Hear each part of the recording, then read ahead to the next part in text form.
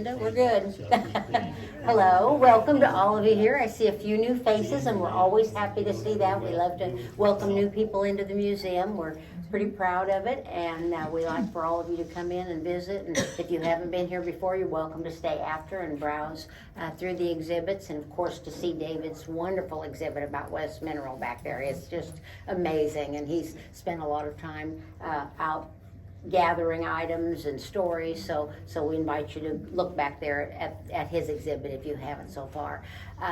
So really, we just would like to welcome David and David Wallace, and he does a lot for Southeast Kansas. And any of you, if you are online, if you follow Easy Dave on YouTube, you will see amazing videos about all of Southeast Kansas, and we appreciate all that he does. He goes out. He was at Gay Parita last night, videotaping Johnny Joe and George Barbridge, so you can go and watch that event. It's amazing, it really is. And he comes in and videos all of our programs, so you can go back if you happen to miss one, and there's a lot of great stories, and he's preserving that history, and we appreciate all that he does, and we're so grateful that he agreed to do West Mineral for us. So we're always hooking him into doing one more thing for us. So I'm going to just turn it over to Dave, and I know he's going to have a great program, and he said he'd like audience participation. So we said, if you catch him in a mistake, we want you to jump up. And so, no. Nobody here jumping up. I'm sure there won't be any mistakes. I'm sure Dave has this down to a science. So anyway, David, thank you very much, and welcome to Dave. And thank you, Phyllis. There we go. Okay. You know, whenever I get in front of a group and talk, I think about the first time I ever spoke in front of a group was at my 8th grade graduation. And I was a terrible student. I mean, I was lucky to get a C sometimes. I mean, I was terrible. And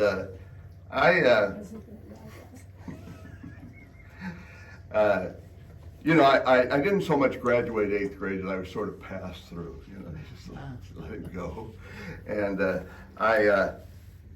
in my 8th grade graduation, about a week before graduating, they said, you know, you put together a speech and you get an A.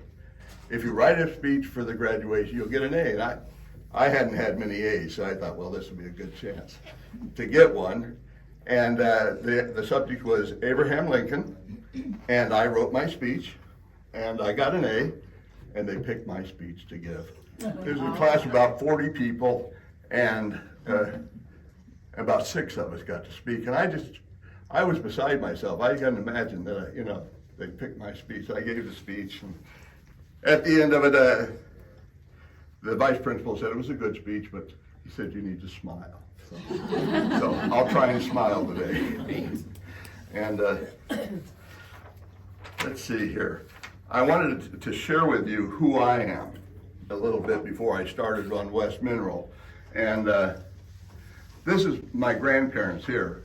This is John Hiram Wallace and his wife, Sarah Catherine Wallace. They were both Wallaces, but I've done a lot of genealogy, and I was always told, and I figured it out as far as I can tell, they were not related. But you know, my grandfather had a mine, a dinky, and his father had a mine, a dinky, up north of Weir. And but some of the things about Sarah were real interesting because her father came from Bone Hill, Scotland, which is an area where William Wallace hung out. And nobody can really say they're descended from William Wallace because he had no children, and he was 300 years dead before anybody talked about him much at all. And there was a book written about him at that time, 300 years after he had died. But I think that our family has, through my grandmother and her father, have as good a claim to being descended from William Wallace as about anybody. Because we're from that area of Scotland, and we're Wallaces. So her brother, her 2 other brothers. She had a lot of siblings, but 2 of her brothers, one in 1907 died in a rock fall at mine number 18 at Central Coke and Coal in Cherokee County. And her other brother died of the Spanish flu in 1918, in December of 1918. This is my dad. He was born in Daisy Hill, and he met my mom in Parsons. They worked for, she worked at the Katy Hospital in Parsons in 1939 when they met. And the Katy Hospital at that time was an epileptic ward, and they treated epilepsy as a mental illness at the time. My dad was from Daisy Hill. He didn't like mining. I think that's one of the reasons. I think his dad gave him a hard time about that. He didn't like mining, and he left. They got married, had a baby, and went to San Diego, went to work in the aircraft industry at Ryan Aircraft in San Diego, did real well. My dad was the president of local 506 Aircraft and Auto Workers. Called strikes. I've got newspaper articles of him, and did real well. 1957, when we moved from San Diego to Torrance, he was making $25,000 a year in 1957. Good money. That's my oldest sister there, is Teddy on the left, and she was born in Parsons. The rest of us were born in San Diego. That's my brother on the left in the bottom, my sister Annie up here, and that's me, the youngest. That's me with my brother. We spent the first 14 years of our life together all the time. First 14 years of my life, I was with him all the time. A pretty snappy dresser, I thought. So, this was just a picture that, there's a lot of these pictures are like this one here. I don't know much about them. Some of them, Chris Aldragetti has a Facebook page, and he posted this picture here. And has anybody ever heard of Dr. E.L. Parmentis? Well, I believe that's him in the passenger seat there, and that's his dad. I just think it's a great picture, although I don't know much about it, but that is in West Mineral, and that is up there on the right there, you'll see the Fraternal Order of Elks, 918. Eagles. Eagles, I'm sorry. Thank you. Appreciate that. That's right by that plaque is right by the Eagles Club now, there on the ground there. Oh, they saved that plaque. FOA 918, yeah. Okay.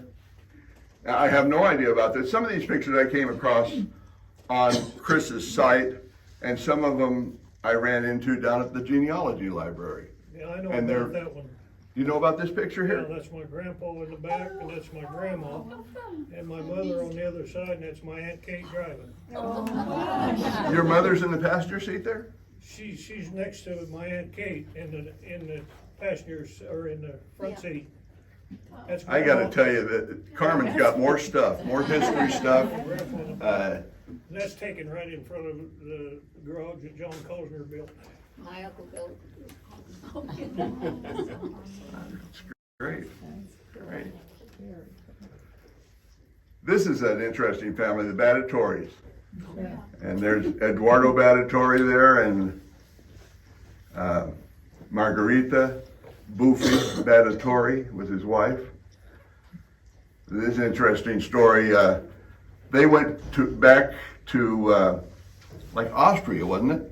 And during the war, before the war. Italy. They went, it was in Italy, but there was some just land disputes. Tyrolia, they went to Tyrolia. Tyrolia. That's up in the mountains, yes. It's right on the, right on the Austrian-Italian border, isn't it, Carmen? Yeah, it's up northeast part of Italy. And they couldn't get back. They couldn't come back. The war started while they were over there, and they couldn't come back. And Eduardo, the man in the middle with the tie, he died when a bomb fell off of a wagon, and he was just walking by from what John Battatori, I talked to him, he lives up in Girard now.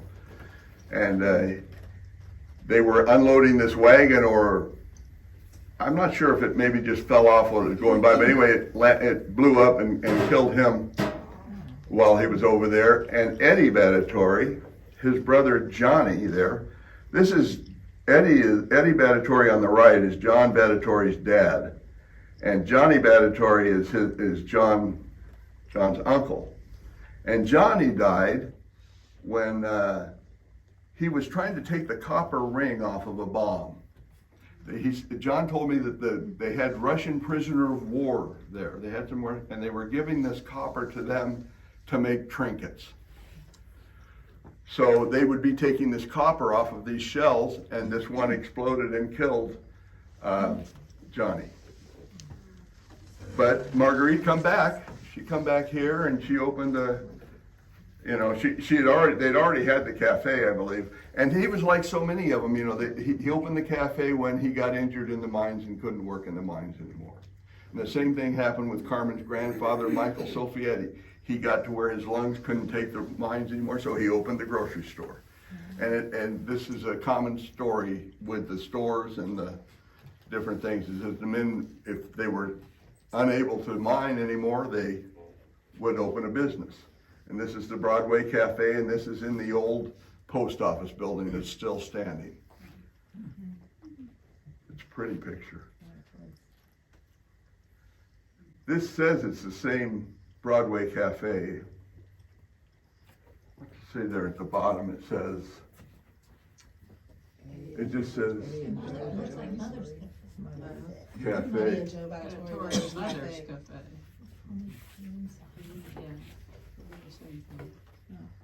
And there's the old post office building. Am I blocking your view, Carmen? You all right? You all right? Joe and Rose Bond owned that restaurant at one time also.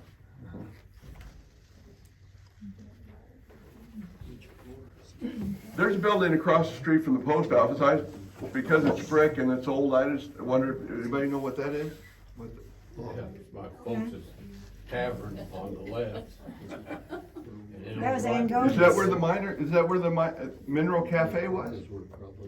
Annie Gold Ann had the Golden. cafe on the right there. Really? And on the left was the folks' tavern there in West Mineral. It was a two-story building at one time. Oh, okay. Had a beauty shop in it and a doctor's office on the second floor. All right, good. This the old jail? Yep. That's not standing anymore. I went around, I had Larry drive me all over town looking for it the other day. I said, it's not here. I think it was down where the fire bell used to be. It would be north of Louis Galina's, which Louis Galina's building not there either. I think Picklick spent a night in there, or anyway. Teresa, you can come on up in here if you want to, sit with your sister. You know, that old Ann Golden's building, I think Hawthorne might have had, Dr. Hawthorne might have had his office in. Yeah, He said Dr. that. Hathorn. And then they had a jewelry store, and then, Dad said Paul WILT garage was in between there sometime or another. Then Sam Meeks's, and, there's Bill Oiler's and Ann Golden's, and that's how it ended, Ann Golden's. And that's this building here. No, that was that one right before that. Let's see here, wait. That's, This one. So there were a lot of different businesses that went in and out here. Okay. or maybe Dr. Hawthorne was in, Johnny's, or Dad's place. There was an undertaker there that went on the left. And then it was Thorvald's. Had a barn, pool tables and stuff. Anyway, that's just classic looking jailhouse.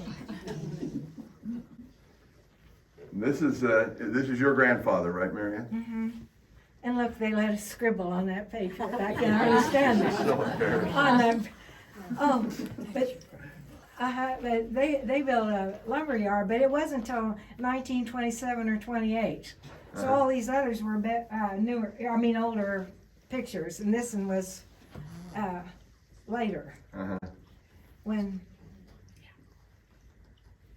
Now, did he ever mine? not that I know of. And you said this is the only brick building you knew of in, Only brick house in Mineral. And that was across from that lumber yard. what, your grandfather's lumberyard?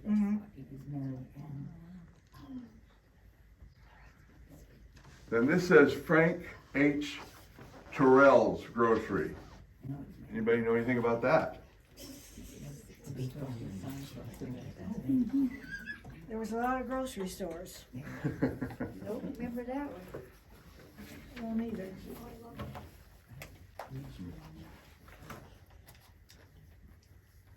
Did I spell that right, Mary Ann? No, Pereiros. No. That's our, P-A-R-E-R-O. You already told me how to spell it once, I didn't get it then. How do you spell it? P-A-R-E-R-O. Oh, it's an A. Okay, P-A-R. That's all I got wrong is the O and the, that's just one letter.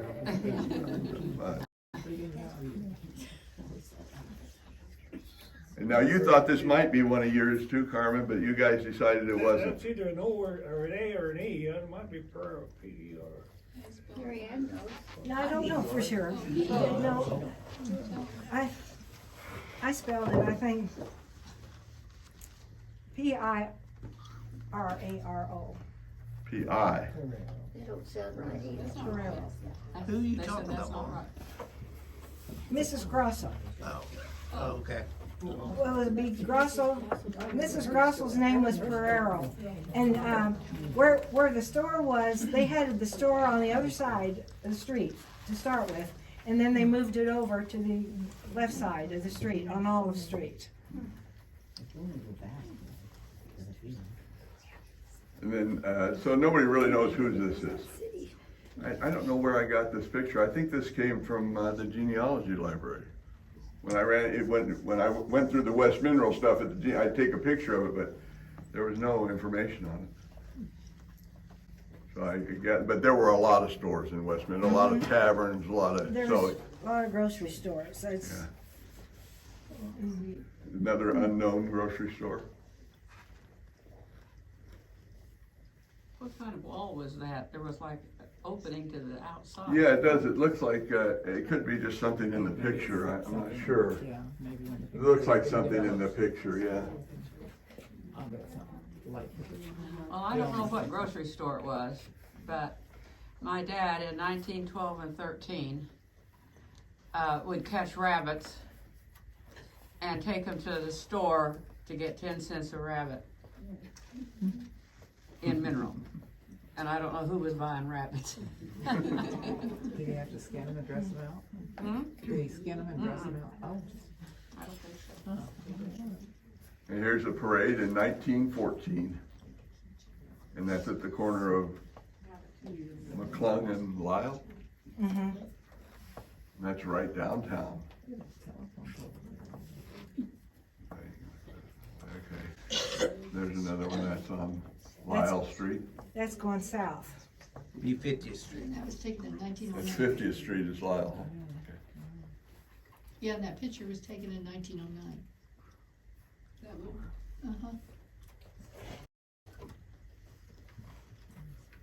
Uh-huh. The free fair was a big deal.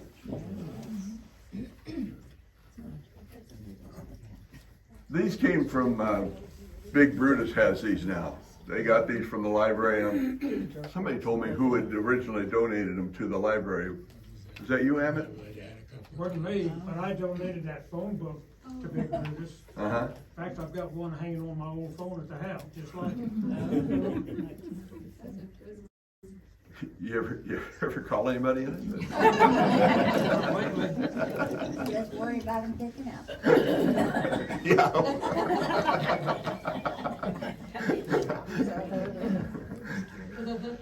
I just found out of this because it's the AOUW, and I told you about my great uncle who died in the mines. He was a member of the AOUW, the Ancient Order of United Workmen. And Mineral had a lot of service clubs, just like all the towns had a lot of service clubs, but they didn't have as many as Weir did. But this is one they did have, the Ancient Order of United Workmen. And they were started kind of like an insurance company. And I finally figured out what they did. Every time a miner would die, every miner that was a member of the AOUW would donate $1.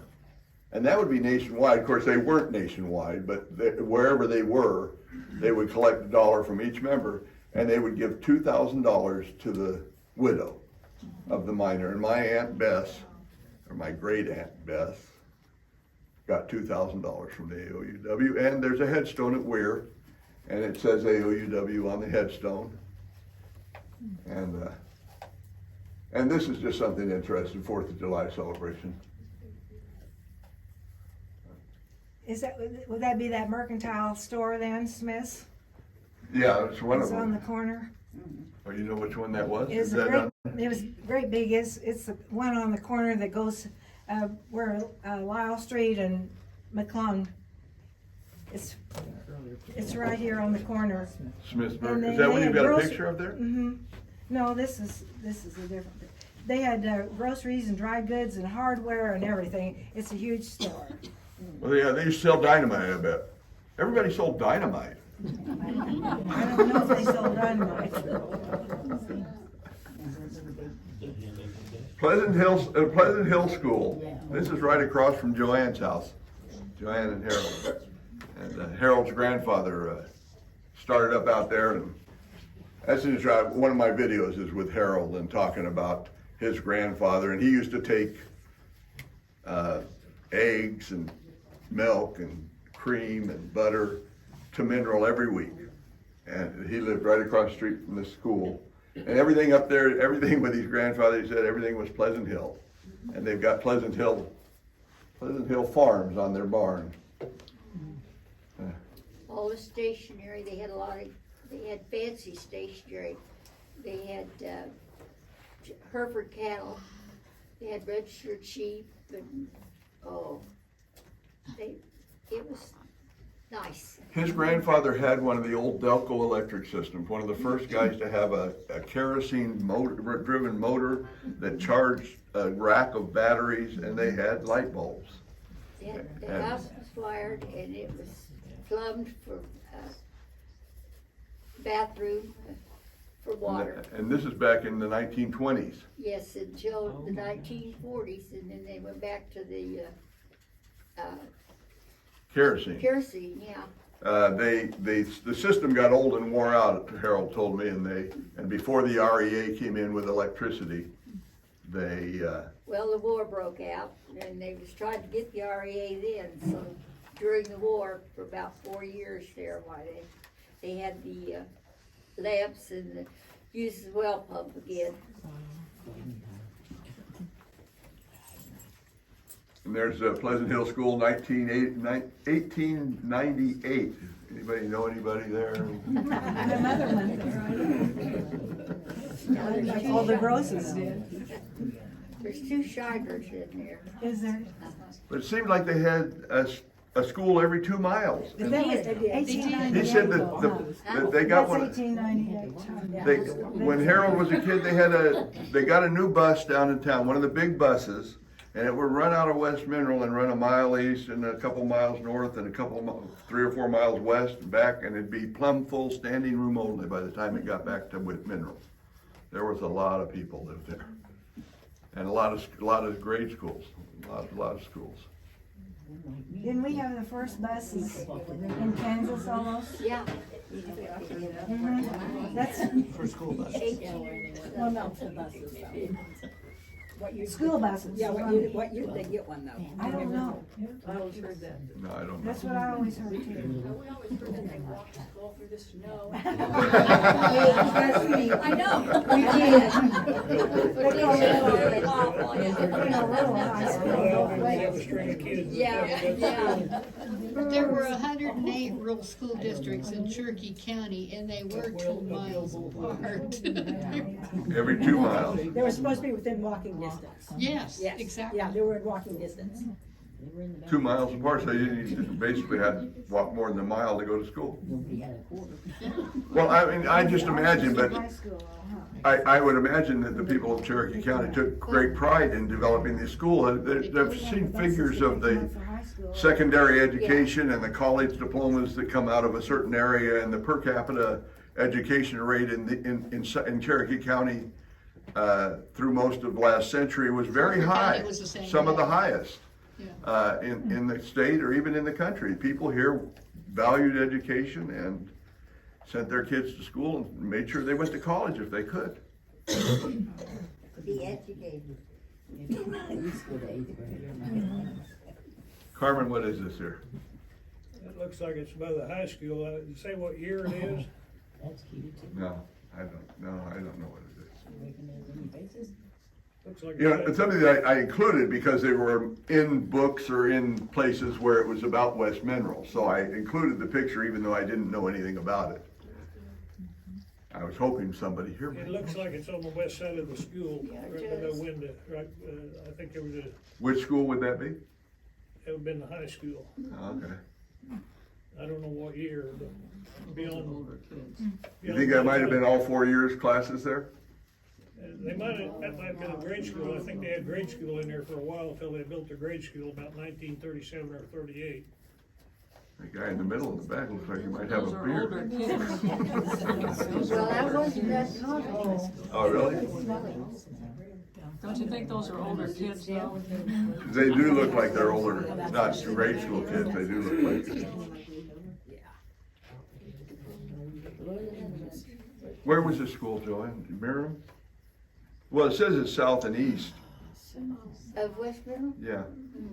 Yeah, Well, wasn't it out by Scott's? Yeah, yeah, it was, By Darlene Scott? it was a while east and then back south, yeah. So it'd be up like just south of East Mineral, up in that Right. area. So there were a lot of houses out that, a lot of people lived out that way. I mean, the Oh, yeah. Catholic Church was out there and everything, so. Yeah, the Catholic Church at City Mineral was out there. I have a picture, 1912, at the Catholic school in East Mineral. Oh, okay. Oh, my. And my dad is in it, first grade. Oh, good. And he's the seventh one from the left on the first row.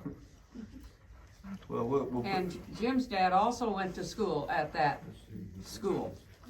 Catholic school, which was in East Mineral, which was the mining company's town. yes.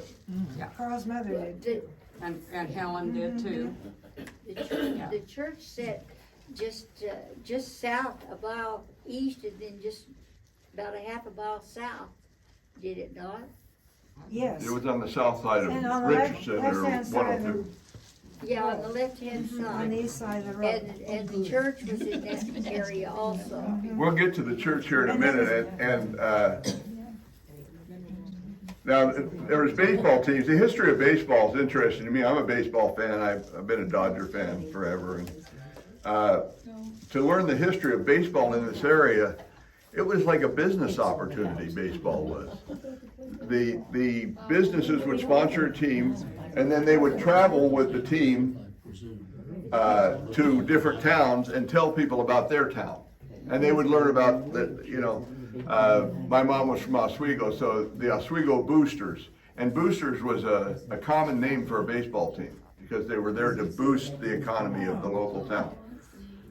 And, but I don't know anything about this other than it is a West Mineral team, or mineral team. And the West Mineral, East Mineral they called it the Mineral District for a while. They called it Mineral. They called it, and then it seemed like West Mineral wasn't even really named until after Mineral was there, and then they called East Mineral, and so then they named West Mineral. But After the mine left. yeah. And there's the MKT.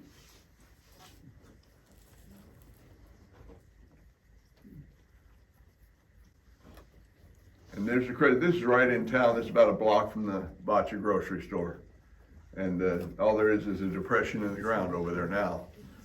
But it's not really been built on or anything, has it, Carmen?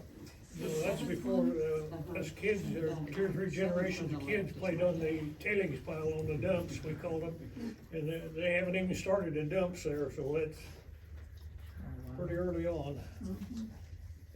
You're looking north on that picture. Oh, you're looking north at Yeah, that? you're looking north.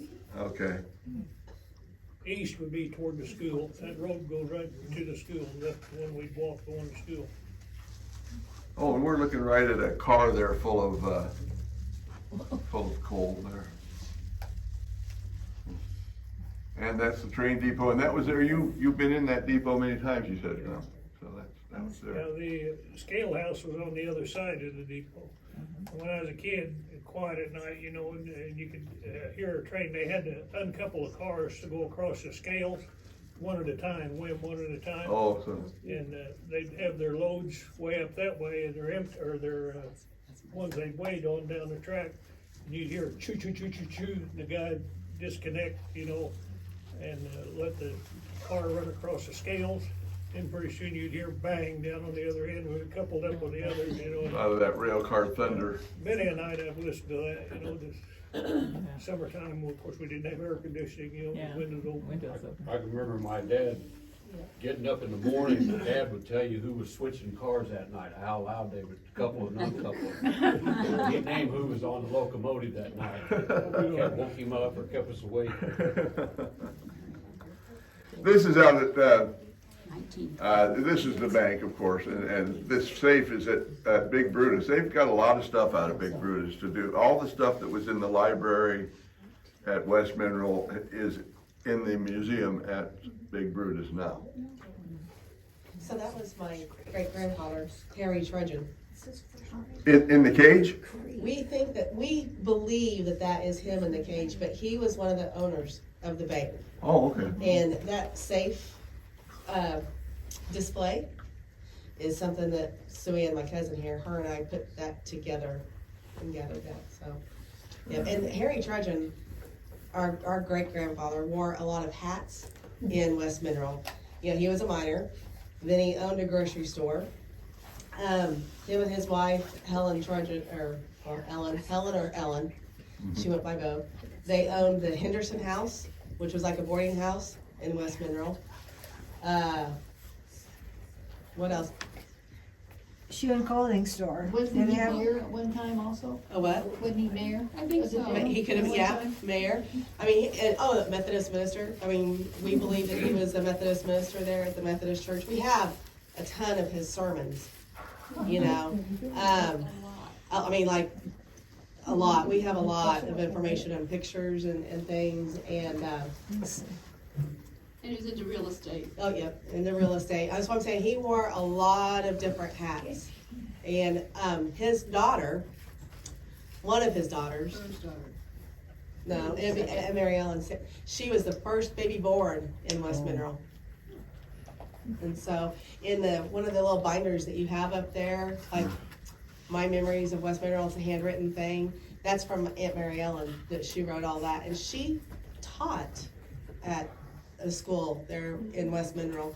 Like, my memory is at her house, and I remember, like, in the 70s, she still you had to go to the outhouse to go to the bathroom and everything. I just remember that, because that was the only place I've ever experienced an outhouse. I don't go out there at night, it's kind of scary, you know? But anyway, she lived there on the corner of Lyle, and then I remember the gymnasium or the school or something being back behind her house. You know, like about a block or two back behind her house. And then Grandma Trudgeon and my Aunt Agnes worked at the bank when it was held up. She was one of the tellers when it got robbed. Yeah, that's what I wondered, so. What year did it get robbed? Well, I'm gonna have to go look at one of my binders to tell you that. Well, I looked at the binders I had, and they tell the story, but nobody tells when it happened. It's probably up there in that picture. Yeah, Yeah, it's probably on top of the vault of the safe. yeah, I've probably got it written in that. I'll have to look, but yeah, we'll let you know. There's John. John gave me this here to put in the display here. This is the Mineral Inn. Yep, That's Pat and Cat. I bet it was in the 20s, huh? That on the left advertises the district fair. I don't know what year it was, but, Yes. and then where the awning is, if you come back where the awning ends, that's where Pete Kito had a barber shop at one time. And then on the sign on past the Budweiser sign, that's Annie Godin's restaurant. To the left, I think of Pete Kito's, at one time they had a shoe repair shop. That's not the building where the. They stored a second. Is that the store. building across from the post office? Yeah. Uh-huh, right straight across. Okay. David, all that she was just talking about's in that book right there. Oh yeah. Okay. Yeah, this one So here. it'll be on display too. Yeah. I thought, wasn't there, just a question, I remember we call it catfishes, but the hand golden catfishes and then the barber shop, and I thought to the left was like the Way Shoe and Clothing Store. There Yeah. was, there was a drug store. Marcel Mario. Yeah. Was it? Mario, and that's French. Yes. Yeah. Before We also him, had, there was also a grocery store across the street, Marriott's grocery store. Yeah. It was his son that had Yeah, grocery across store. the street.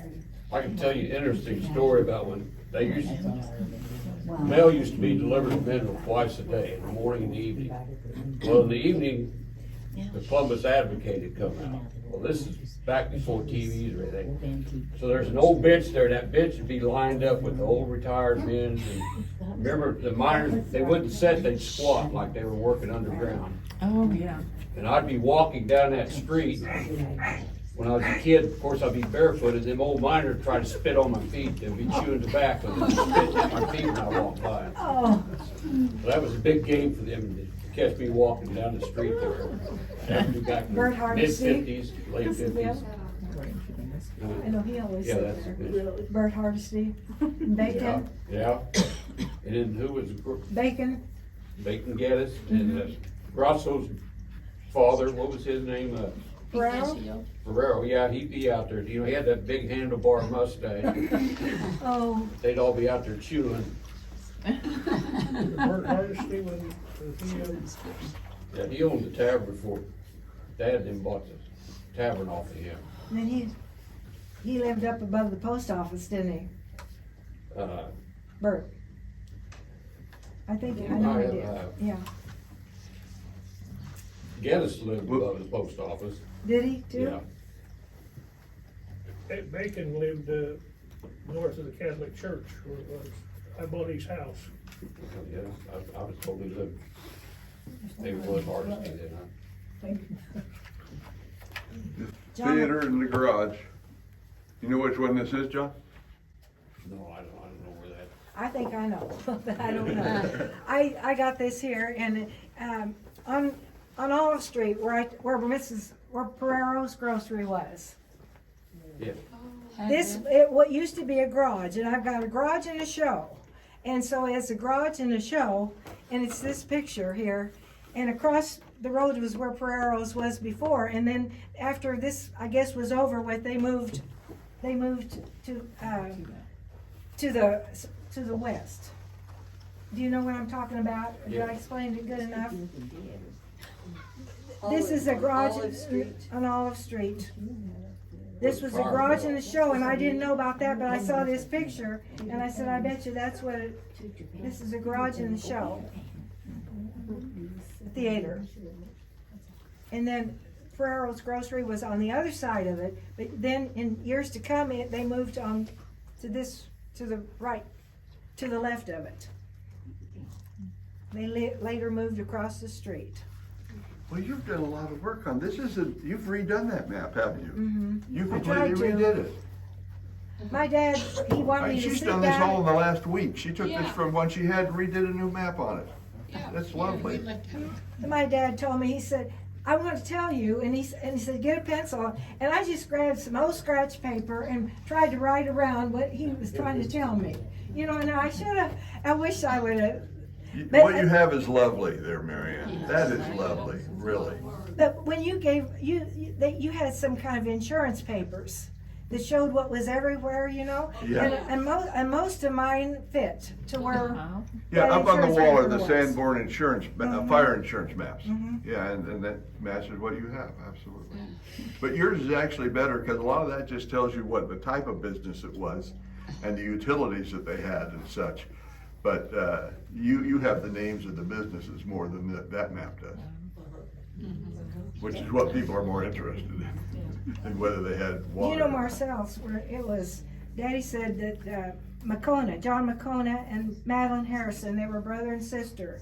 And he had the men's and she had the women's first. And then afterwards, the Way Shoe and Clothing Store was Marcel's. I went through and videoed the town and told where people used to live. I have that. Oh, that's good. Didn't Maggie McCona live next to Grosso's north? Yes, And, John lived there too, I think, John, McCona. John McCona. yeah.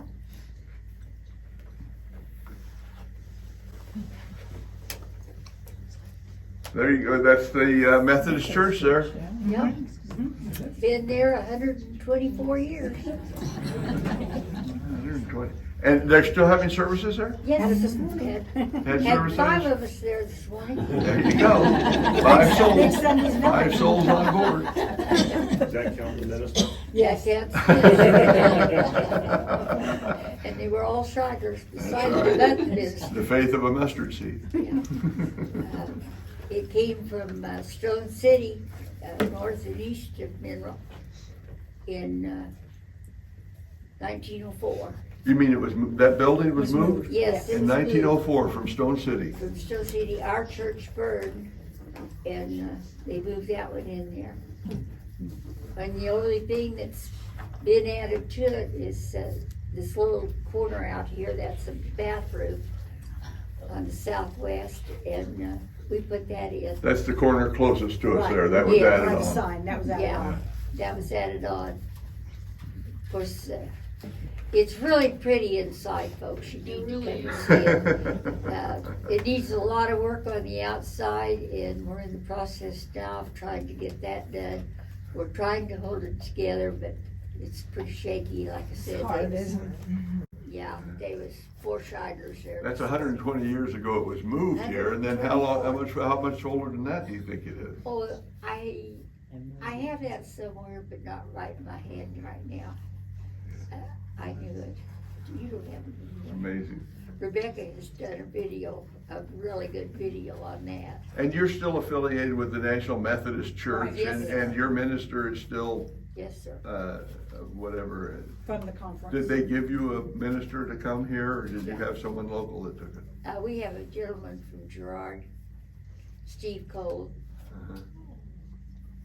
Okay. And here's the Catholic Church that was moved from East Mineral to West Mineral, Right.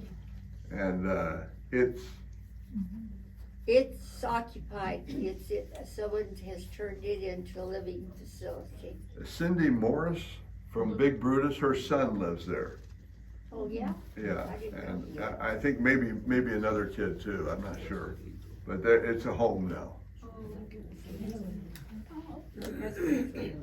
And it was City Hall for a little while. And it was, when it was in East Mineral, there was a school and a pastor's house. And the rectory, the rectory was moved to Chicopee before that church closed. And it's still there in a home being lived in Chicopee. That's a nice little house. Yeah, Yeah, the church. yeah, just south of the church in Chicopee, yeah. Connie does not know that. Don't let them corrupt you. Don't let them corrupt you. You're corrupting this woman, Teresa. Oh, bullshit. Just don't talk while he is. That's why he picked on me every time I come anywhere. You got too good a voice. There's the high school.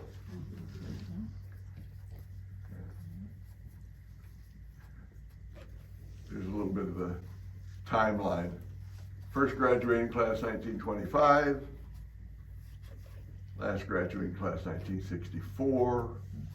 And the grade school closed in 1989. No, it burned, the high school burned in '89, and they kept the grade school open for several years after and just used that.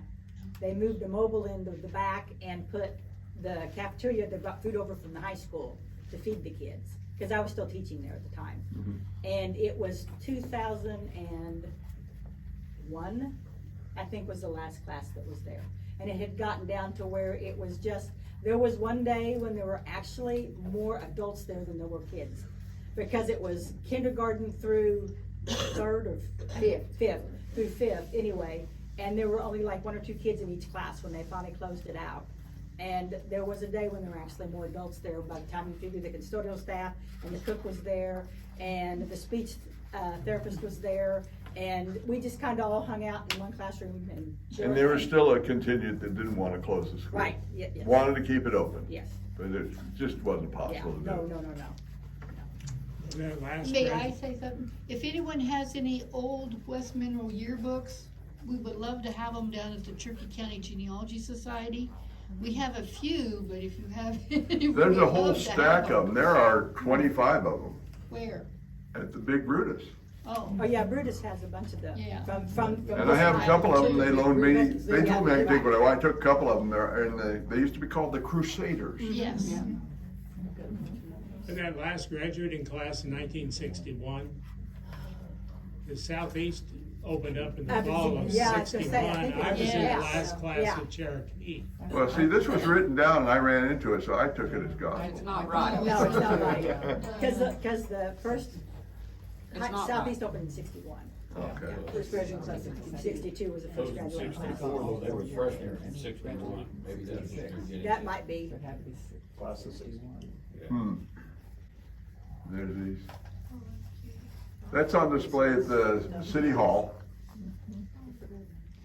I think they're pretty. Real nice. Anybody wear these? Anybody had? That M with the football on it towards the right middle there, that was my dad's, I think that was in 1934. That's your dad's? Yeah, Number it- 32? 34. It has. No, it has 32 on the M, Okay, it was 32 then, yeah. if I'm seeing it right. Yeah. Yeah, he would've been 16, yeah. There's the bell. That's out at Brutus. It was a fire bell in Mineral from the late 1800s till they got a siren. The donger is still in there. The bell doesn't swing, but the kids still get under there and hit that thing. It's gotta be loud. You hit that thing. Used to ring at New Year's Eve, didn't it, Carmen? Here is the 1922-23 Mineral girls basketball team. That's Emma Jean Sofietti in the middle. Carmen knows several of these Yeah, girls here. that's my mother in the middle, Emma Sofietti. To the left is Irma Kazaza, which was our first and second grade teacher. And the girl on the far right is Lily Battaglia. She is a sister to the original Sam Battaglia that cut hair in Girard. He He, cut hair in he Mineral. used to be a barber in Mineral, and then he moved to Girard. And I've got a cousin in there somewhere, Jim. Jim is in there somewhere. Yeah, and then May is in there too. Nolene and Drita's mother. That Oh, Madeline? I bet on you the, that's her over top on left. Madeline. top May. left, Madeline May. second one. But I think it looks to me like Emma Jean there is the tall one. She was probably the center. I had to think. She said they could beat anybody but Foxtown. Every time. And the ball says 22-23, so that was and it's MHS on the ball, 22-23. I wanted to read just a little bit, there's a couple paragraphs here on this because this is in this, Mary Ann showed me the cover and a couple pages of this magazine. And I went on the computer and put it in and searched it and bought this for $10. And this is the Far West, True West. And this is the issue from October of 1986. In pretty good condition. And but I want to read a couple paragraphs here because I thought it was really emotive. Emma Botch's eyes danced when she talked of doing the same as a child in the early 1900s in the southeast Kansas mining town of West Mineral. It mattered little that the grocer's daughter was but a child. To the bachelors in the dance hall, the bright-eyed redhead afforded them a partner where there might have been none. I loved to dance, Emma recalls. I was not allowed out after dark. There were so many saloons, but I slipped out anyway. It was fun. I had no sense of danger. The men came from Europe, Italy, Belgium, Ireland, Scotland, Austria, Yugoslavia, Hungary. They came to work the mines to get good money, paid by the many mining companies that are operating in southeast Kansas. They spoke different languages, yet they communicated. Given names were replaced with nicknames that suited a distinctive characteristic. If a man were crippled, he was likely to be called Cripple. Emma remembered, no one seemed to take offense at the label assigned him. The southeast Kansas area itself became known as the Little Balkans because of so many of the immigrants were from the Balkan Peninsula.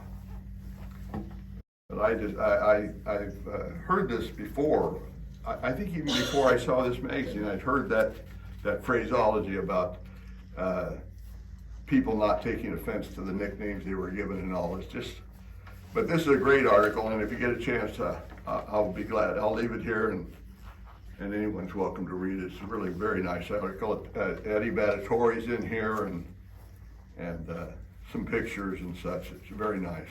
I thank you, Mary Ann, for letting me know about this. I know.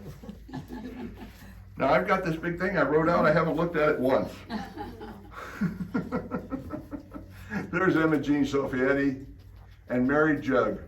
Mary Jug, and her name may have been Hugh, but it was Jug. It was Jug. It was Jug. But did we think it was something else before she came Well, through? I thought they Americanized it to Jug. I think it was you. It Oh, was, well. you're right about that, Carmen, it was you. Yeah. But this Mary Hugh is the woman who is written about in a book that I have in the case that Carmen told me about, Immigrant Woman, and it's written by her daughter. And it's got a lot of stuff about West Mineral and about just about the life that they lived at that time. They were in the first graduating class in Mineral in 1925. And they were best friends, these two. Mom said she was a real smart gal. She was actually a year or two younger than my mom, but she'd been moved up, that she was real intelligent. And I think she married an editor from Chicago. I believe she was reading the Slovene newspaper and something like that, wasn't it? And, she said, I'm gonna marry the editor or something like that, and she ended up marrying him when she was a kid. She didn't marry him when he was a kid, but said, I'm gonna marry that guy. She learned, I think, the Slovene language by reading that herself, you know, and talking to her mother. She was born in Chicopee, and they moved to East Mineral when she was a year old. That was not uncommon. For some reason, Chicopee keeps coming up everywhere. People came through Chicopee and ended up in West Mineral. Buildings that were in West Mineral ended up in Chicopee. They moved a lot of buildings and stuff. Carmen, which class is this? This is your picture. Am I in there somewhere? I don't think so. It's freshmen and sophomores.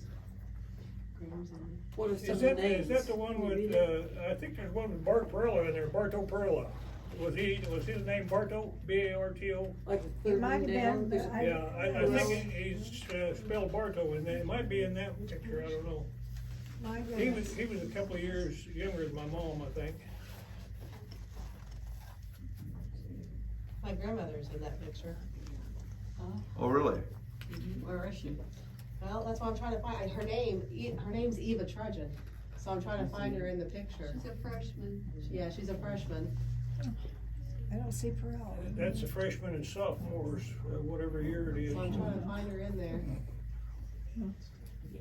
Mom would have been a sophomore, because I think her name's on the sophomore list. Emma Sofietti, yeah, I see it here. see him. So Barto Perella might have been a freshman at that time. Okay, we gotta move around. We're only halfway through. We're about out of an hour. This is the Sofietti Grocery being moved. This was the Moran Brothers wholesale flour and feed. And this is them moving it to its current location. You can see how big it is kind of from the picture. But they added what, 15 feet, 20 feet Yeah, to it? more than that, there's a couple of buildings added on to that. Yeah, and then there's a house added onto the back too. That was moved in 2007. That was the year my mom was born. She told me it had been moved from downtown West Mineral. But in 2007, look at the paint job on that, no telling when it was built. That is the grocery store on the west end of town. 1997. There was a feed There. store Oh. on Main Street. I wonder if that was it. On what? There was a feed store on Main Street. Okay, And then she always mentioned about the IOF club, and that was Louis Galina's later. And I wondered if it might have been moved from there, and then they built a new IOF at Louis Galina's. But I don't know. This is the store today, and they redid the top of the marquee. And Vic's talking about moving it, redoing it and putting it back the way it was when it moved in. But I don't know, they changed it originally, they said because it deteriorated and was in bad shape, so they built this. This was Sofietti's Groceries. When it moved over there, it was Michael Solfietti and Teresa Solfietti, Carmen's grandparents, moved it there. And then later, when Michael died, Emma took over the store, and her and her husband, Frank Baccia, named it the Baccia Grocery. 1932. Yeah. And there's Carmen on his wedding day with Norvella. Yeah, What was the date on that, Carmen? You August gave 29th, 1953. 1953, and August then 29th. this church closed on that day, or how was it, Carmen? Exactly 40 years to the day they had the last mass. There was on a Sunday, August 29th, 1993. They had the last mass. So we went to the last mass there. Exactly 40 years to the day. Your 40th And anniversary. the odd part about that, Cindy's nephew, I think it was, or cousin, had bought the church, and he come to talk to me one day about it, and I was telling him about that coincidence. You know, it's closed exactly 40 years to the day on August 29th. He said, you know, my birthday's August the 29th. His uncle was my best man. Oh, my goodness. Oh, wow. There's Carmen working with Brutus on the left. Here he's working with Brutus on the right here. Looks like the one on the left's later. Yeah, Carmen was an electrician. That's some sort of electrical wire. This was before it was mandatory to wear a hard hat, so you can tell how long ago that was. The one on the right, the one on the left was later. But you see Brutus's bucket in the back there. Now, that one on the right was taken before Brutus was built. There's Carmen up on a pole there at Hollowell. This is Clyde. Over there on the right is a crane. And that was the crane that was used in the construction of Big Brutus. And from what I've told, it never moved. It was there. They put it there, and they used that to put Brutus Yeah, together. it was a stiff leg crane. It was in one position all the time. But this was before it was erected. This is before Brutus arrived. Any of the trains with the parts got here. The crane hadn't even been built by that time. They just started putting it together. And he's running line to the, what do you call that? Jim Lovell and Bob Weiss and me built the substation on down the line there for Brutus. So this is at Hollowell before there was too much there. 1962. Here's a Army 6x6. This is similar to the one that Carmen drove to Colorado. His was a drilling rig. I think I actually found one that was more like, it had a big thing on the back of it rather than this. The one I drove to Colorado it was a combination air and water drill. Had a big air compressor on the back and of course water, and you could drill with either air or water. And it would have been a similar vehicle to the Army 6x6 too. What year did you drive out to Colorado then?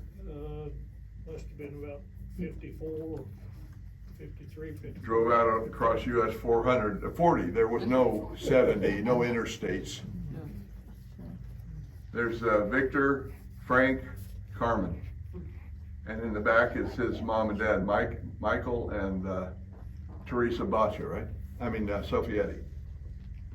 The picture behind you. Your mom and dad. Can't tell from here. No, it's your mom, Frank and Emma. Yeah, I believe that is mom, isn't it? I think that's your mom. Looks like. That's my mom and dad in the back. Oh, okay, that's Emma and Frank there in the back of the picture. Okay. Had a little bit of hair then. This is mine 15th. This is out where, this is a mile east of Lyle Street, really in East Mineral. And this is mine, P&M mine 15. That is a rotary dump. And they say people used to come and just watch that. A train would drive in there full of coal, stop, they'd unhook it. Later they had swivel hooks on the thing so they didn't have to unhook it, but they'd unhook it. Uncouple them. And then Nowadays, dump it. That was one at a time there. Yeah. They had car droppers that would drop the car and they'd have to set the brakes just right, you know, to go in there. And then they'd clamp the top and rotate that thing and dump the coal out. And that would go into the plant there. They'd clean the coal and process it and put it in trains on the other side to go out clean. And there's another picture of the rotary dump. That was built in 1928. Larry's not here. But Larry was telling me they had one of these out by Empire Electric. It had a rotary dump. Oh, But new one? a newer one, I guess, yeah. You didn't have to uncouple them, they had, They had the swivel. swivel couplings or whatever they use. There's mine 15 from the air. This is 40th Street now, northwest 40th. And just on the right here would be Highway 102. And this is some of the worst environmental degradation I've seen in the area. You can go out there and look at 40th and Highway 102 and the gob pile out there and the slurry pits, and you go on up 40th and you get, and it's just, I mean, it's ruined. There's nothing you can do with that land. It's all been just mine waste, pile on mine waste, and it's ruined. I'm sure someday somebody will straighten it out and do something with it, but it's not good right now. And then north of this was Stone City. Stone City was just north of this, a mile. There's mine 19, that's out at 100 west, be 10 miles west of Highway 7, and at Star Valley Road, I think. And That replaced the one in Mineral that 1951. mine 50, this replaced it with mine 19, but there was a 16, 17, 18, there were those two you said, wasn't there? Yeah, there was 18 was a field hopper where they loaded, call that mine 18. That red tile building is a remnant that you see north and west of Mineral. Okay. It's Carla, called where was that? 118. Carla, where was that fire? The Pampy's machine shop. What'd she say? Where was that fire? Pampy's machine shop, where you can still see the columns from the road? Where's that, machine shop where you can still see the columns for the road? They had a fire.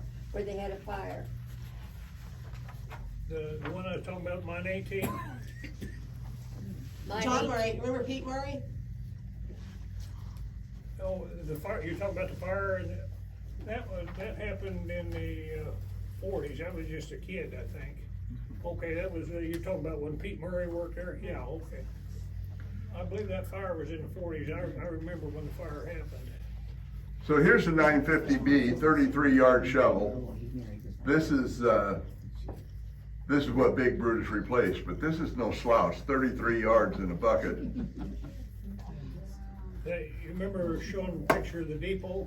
Yeah, That was built right by the depot there in 1938, right in town then. right in Mineral. It dug from Mineral to Hollowell.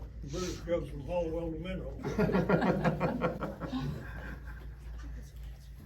And there's Big Brutus, and it's the 1850B is what this is actually called, and that's a 90-yard scoop. So it holds about 3 times as much as that previous one. We were still in the bigger is better deal. And that little shovel you see in the background there, that's the Markley shovel. And the thing about the Markleys, they invented the Well, I'm gonna get you a good picture of the Markley so you can show them Okay, the single, well, you can see it from there, compare the two. There's the Markley shovel right there. But he invented the single dipper stick, and That's what I wanted to show you. They can see it here. we placed it there on purpose, so if there's any doubters, he had an article in 1930 Illustrated Mechanics. And This is what we're looking for here, in the same way that I found this copy of True West, but this is 1986. This is 60 years earlier. In 1930, this magazine, and if we could find a copy of that, we'd like it. All we've got is the front cover and a little bit of the story. I don't even think we got the whole story about the Markley shovel in the Illustrated Mechanics. And it's the July 1930 issue of Illustrated Mechanics. You got to get that right too, Illustrated, because there's Popular Mechanics, there's Mechanics Illustrated. There's just several different names that aren't the same. And but this is interesting, the way you look at these two pieces of equipment. You can see that they're the same design. Yeah, he designed it, and they kind of stole the idea from him. They built several models with that same design. It was something special about the bucket, the way it wouldn't break when it hit a hard spot. And they had trouble with the other Well, ones. it'll swivel in there like, Roll the rock off, did you, Carmen? You could roll the rock off it too, could you? You could roll the rock off if you had a rock on it, right? you know, you could turn it, I mean, it would turn quite a bit sideways, you know. It was flexible this way, where the two sticks, you know, if you twisted, you might break one of them arms. I want to go back and cover this here. There's the Markley shovel. I did want to point out the stairs on this. These are made of metal, and these were built by John Parsons out at Mid-America Pipe, and he donated that. Let's see here. I wanted to show you this pit. There's a pit dug by Big Brutus, and the reason I like this picture is because you can see on the right there, you see the sandstone, and you'll see a lot of things around there, a lot of storm cellars and foundations for houses and everything were built with this sandstone that was dug up during the strip mining process. My home sits on sandstone, the center part that was built originally, Sam Ross's old place I lived in north of Weir, is set on sandstone. And it's been I mean, it's just a commodity around here, and there, how many square miles of this there is, but that's a lot of rock.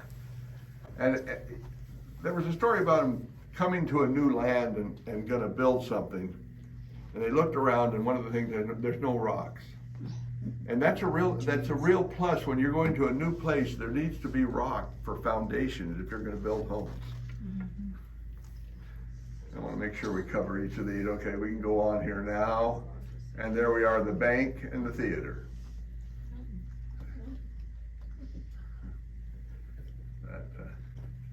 This memorial was built, that's in town there now. That's a recent picture. Veterans Memorial. That's where Ryan's drugstore was, and it burned. I guess the doctor's offices and dentists were above that. And then next to that was Leffler's Cafe. Lettler's? Leffler. Leffler's Cafe. Pete and Bennett had a, And that's afterwards. Pete Bennett had a store there. yeah, and they had a cafe at the end of it. Was it Ma Leffler's to the right of where Bennett's grocery was? Ma Leffler's was across the road. Was Ma Leffler's and that other Leffler the same? The one I call Ma, she still had a restaurant or something there when I was a kid. Yeah. And I was thinking where Bennett's grocery was, I think it was to the right on the same side of the street, on the east side of the street. Yes. That's the same place that Bennett's was. Okay. Because the Burke drugstore burned down, and that's where the monument is. And then that other where Pete Bennett had the grocery store and stuff, it was the next building. Yeah. And Leffler's was that building. I remember Newell's, when they moved to Mineral, they lived up there. Okay, so now we're at the Star Cemetery. And then Turner's was there. And this is Angelo Telk. Now Nancy, what was Nancy's, I don't remember Nancy's last name. She told, ask about Angelo Telk. So I was at the cemetery and I ran into the headstone, so I took a picture of it. He was a junker. He had junk. He did a lot of stuff, but he helped all the kids around in town do stuff. He bought steel metal from kids. He was a miner. Some of the stuff I've read said that him and his dad came to Mineral on the day they had the Stone City disaster, which had been 1960. December 13th. And so he was born in 89, 11 and 16. He would have been 27, I guess, at the time. And he went to work. He worked out west someplace, I don't know where. But then the last time he worked in the deep mines, Benzo's had a mine called Cherokee Coal Company across from Mid-America Pipe. And it operated, I think, from 1947 to about 51 or 52, and he worked there. And that was the last mine he worked in. Then he sold junk, or bought junk and sold it, and us kids, I mean, 2 or 3 generations of kids could tell about it, you know. Well, yeah, it's all interesting. The story's interesting, but the thing I got out of the whole thing was he was a lovely guy. Oh, great. Yeah. He was smart, intelligent, and I don't know how much schooling he had, but he was intelligent, and he was real fluent in the union problems, you know, and I think even some of the union people would come and talk to him later on. he wore bib overalls, and they were always dirty. But you'd go in and remember he smoked a pipe and that smoke would just go up around Yeah, his it eyes. had a curved pipe and the saliva would go down the pipe and drip off the bowl. But you'd go in his house and it was just like bookshelves all along. He had books, just rooms full of books on shelves. That's what I heard about him. Smart guy. Great guy, honest as the day is long, you know, as kids, when we hauled 10-pounder junk or 100-pound or 200-pound, you'd pay to the penny, you know. Bring your scales out and weigh it. So this is one of the headstones at the Star Cemetery. Life is too short to hunt with an ugly dog. Donald Duff Soda. Anyway. Yeah, that's Butch Soda's son, him and my sister were in the same class. The new baby that was. Uh-huh. That's her. Great. That's Kendall's, well, great mother-in-law, I guess you call Oh. it.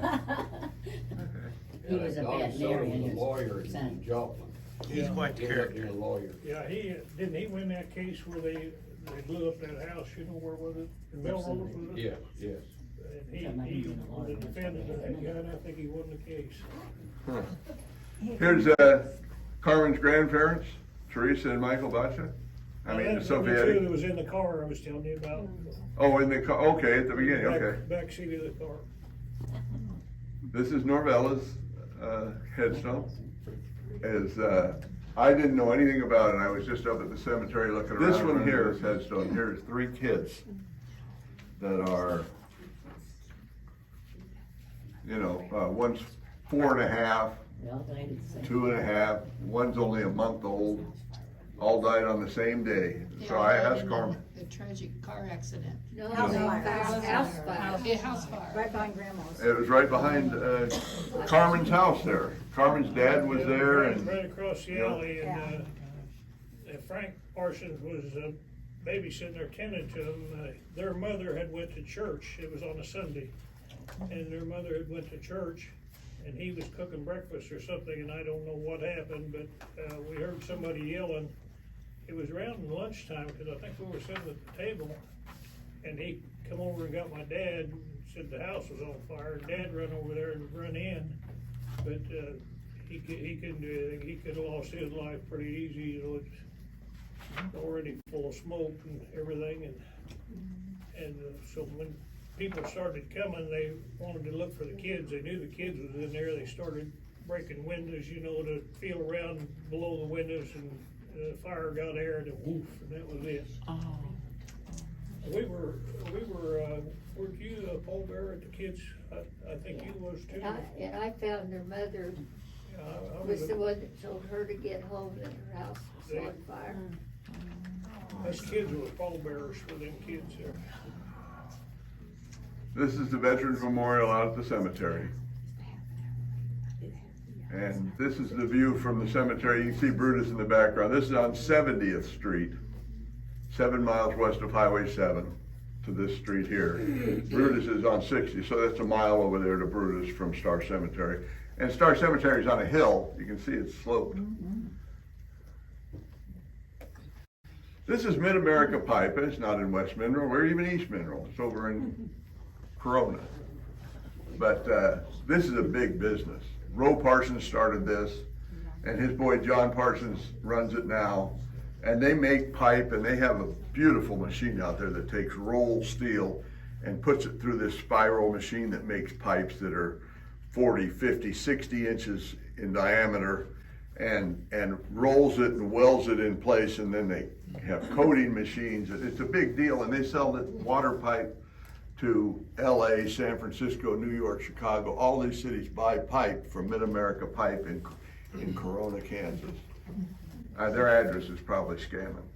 There's John Parsons, and the reason I talk about John is because John's the guy who took this building right here and turned it in and did a tremendous amount of work on it and turned it into what it is today, the refurbished gay Parita. He calls it the old Parita, which he paid for the sign, I guess he can put what he wants on Well, there's a reason. There's a reason. it. Oh, there's a reason.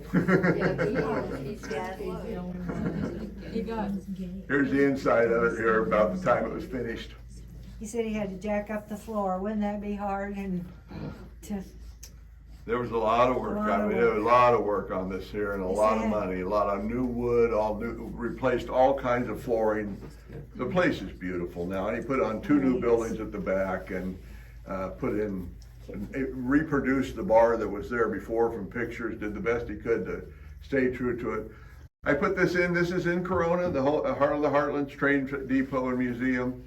And I put that in because there's another thing that John Parsons did, is he built and donated the steps for this. And he's done a lot of things that I don't even know about. You know, he's been very good for the area and the things he's done. And now we're back up at Stone City, this Fidelity Coal Company. This is the company store and offices and everything in Stone City. And that's all that's left now. That's the bank vault. That's the vault from inside that building, Fidelity Coal. This was the disaster. It was December 6th, 1916. And there was another thing in here I was gonna read, I think. Let's see if I wrote that down here to read.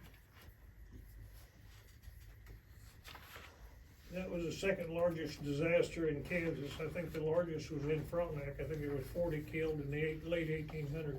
This was from the Cherokee Sentinel, December 15th, 1916. 20 men killed in mine, the Cherokee Sentinel, December 15th, 1960. It was pitiful. It was a pitiful sight. The families were upon the ground, and whenever a body would be brought up, each would think it was their loved one. Women who could not understand English were kept from the shaft with difficulty. It was feared they might fall into the mine. It's pitiful, pitiful.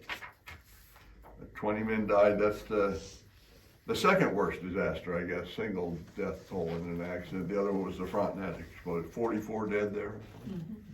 1988. This is a beehive oven at Cokedale. I'm covering some of the areas around West Mineral. This was active 1900, before 1900 to about 1908. They would take coal and put it in here, and then they'd start it on fire and then seal it up so it wouldn't burn. It just smoke, just bake, and it converted the coal into coke, which burned with a higher BTU, and they used it in making steel. And it was a lot of labor intensive. I still haven't figured out how they closed the thing up. It's like they loaded it in the top, and how'd they get it out? Because it was a full, I don't know how it worked. But by 1908, when it closed, they had developed newer and more efficient ways of making coke. And the coal here had limited application. It was not good for everything. There was different quality of the coal. My grandpa owned that farm that it was on. Oh, okay. My grandpa Plotnick, then my dad bought it. Of course. That's we on didn't have Bellevue and 40th, east of Yeah. 40th on Bellevue. And you can't hardly see it now. It's all so overgrown. There is a mound there that had as many as 50 beehive ovens there before. Where's that at? That'd be south of West Mineral down to Bellevue. And east. And then east on 40th, 40th, which is East Mineral. You'd come 4 miles south. I don't think you can go straight through though. It seems like there's something, you have to go around and come back to it, but. Larry he will point it out when you take a train ride down that track. He'll point out where that is. Oh, Larry will, Uh-huh. yeah. I was gonna say, my great-grandmother and Mary Ann's husband's great-grandmother was from Cokedale. When they immigrated from Ireland, when my great-grandfather married her, she was from Cokedale. In 1908, the post office closed and everything has been removed. There's nothing there now except the ruins of these old beehive ovens. This is the LaRue Cemetery. Now, there's lots of cemeteries down that way. Larry's taken me around and showed me at least 8 different cemeteries south of West Mineral, between West Mineral and Oswego. There's all these little burgs that had cemeteries. But this one caught my attention because we call it the LaRue Cemetery. Is the man who owned the property after the settlers had all died, or the Settlers Cemetery, because they were traveling, a group of settlers were traveling, they got sick and they stopped here, and over a period of a few years they all died there. And so there are headstones there. This is Amanda, 9 years old. And here's this one here. His toils are past, his work is done, and he is fully blessed. He fought the fight, the victory won, and entered into rest. Hamilton Corbin died November 21, 1879, aged 11 years, 2 months, and 9 days. They did that with several of the headstones. They gave the exact age. And this is another one, George Corbin. Again, 34. So this man actually lived for a while. A lot of them are real young. And these headstones are there. And Randy Johnson, is he any relation to you, John? No. Randy Johnson is the fire chief in West Mineral, and he takes care of the cemetery, just all of his own accord. He goes out there and cleans it up. It got to be, there were some fallen trees and things 4 years ago, and he went out and cleaned all the fallen trees off it again and mowed it down, and it looks real good today. Where is it from Mineral, from West Mineral? This would be straight south of Big Brutus, 4.5 miles, south of Lawton Road, on 60th West.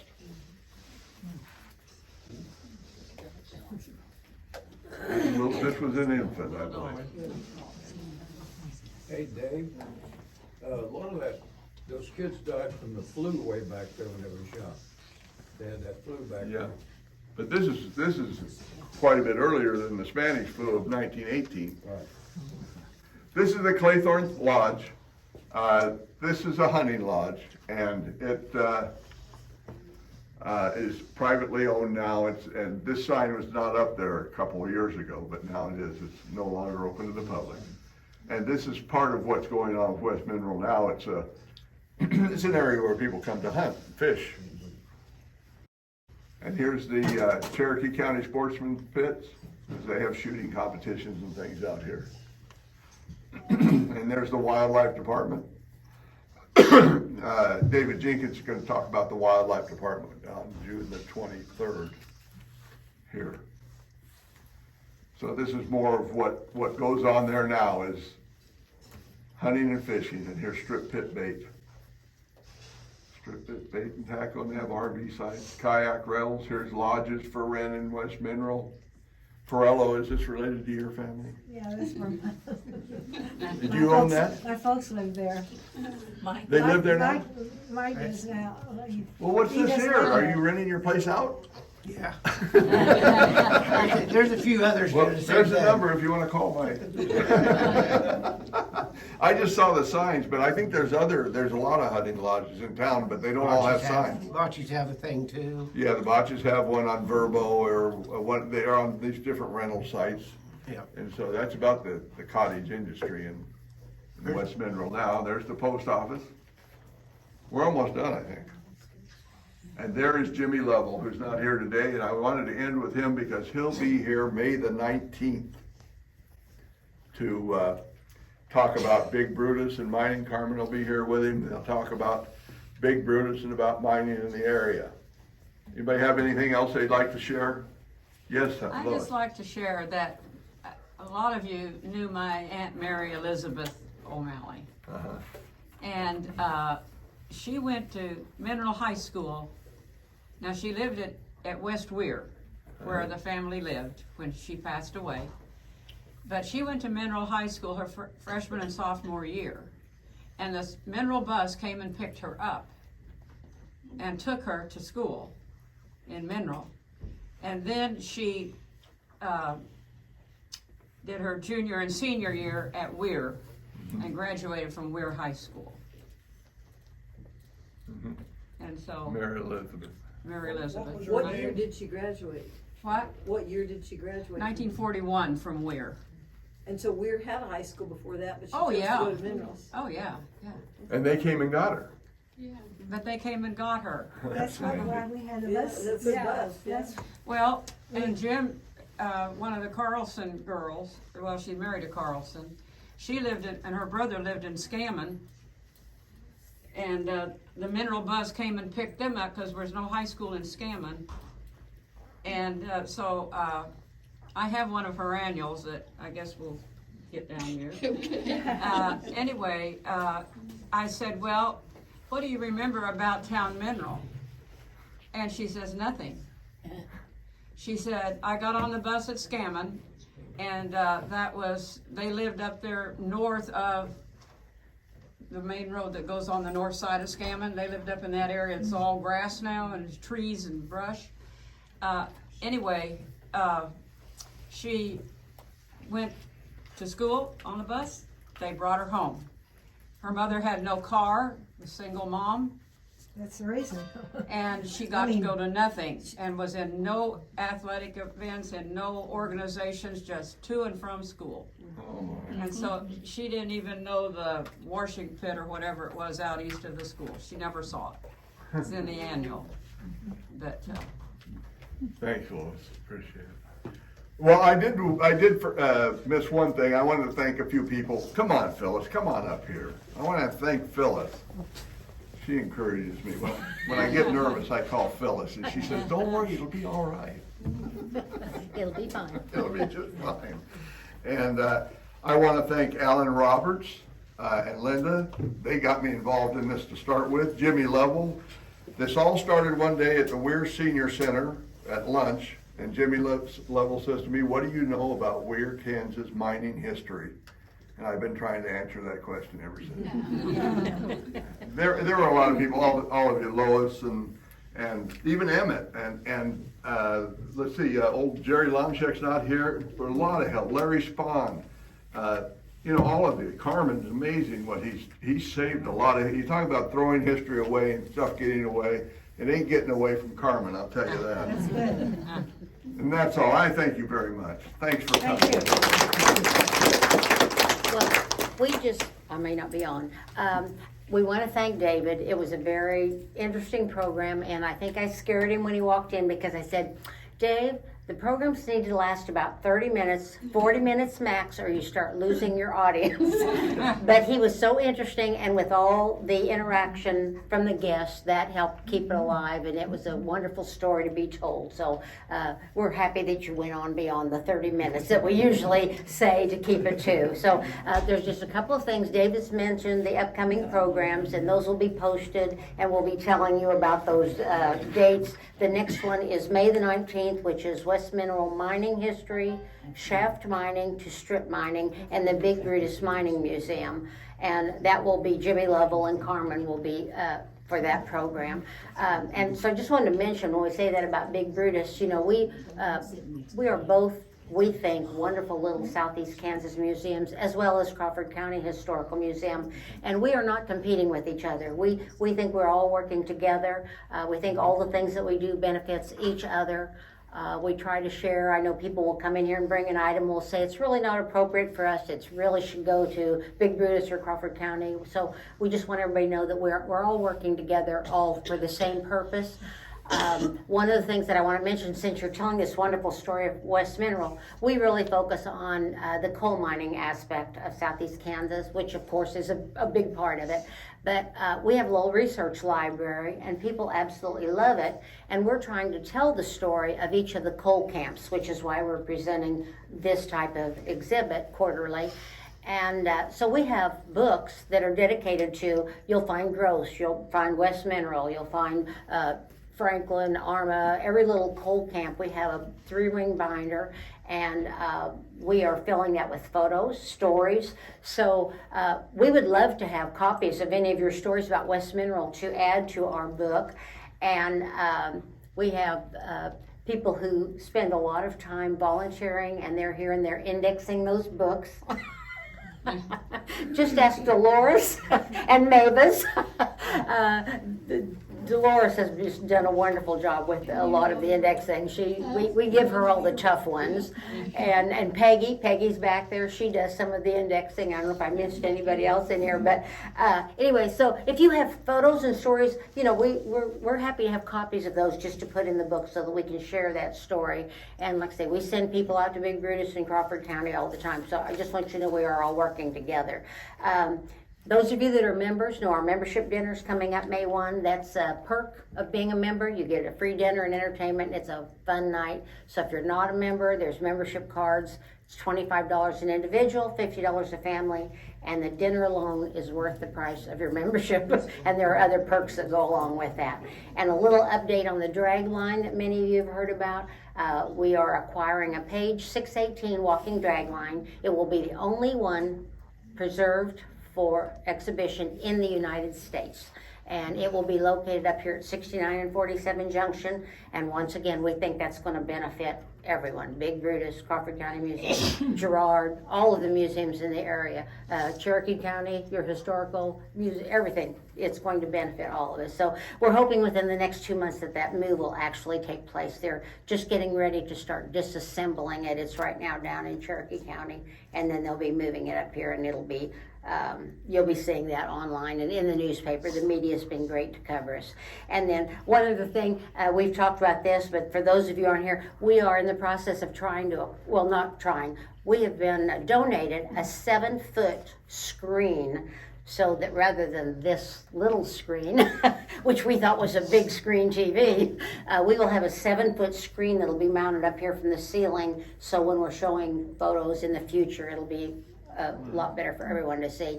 We've written a grant for the projector part of it. The screen was donated, so we've already made it through the first phase of that grant process, so we're keeping our fingers crossed that we will get that grant. So perhaps maybe not the next program, but soon we'll have that screen up here for the future programs that are coming up.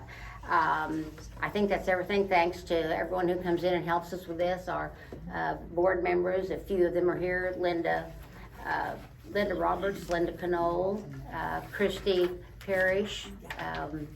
They come to all of the programs and help out with everything. So we appreciate all of you being here.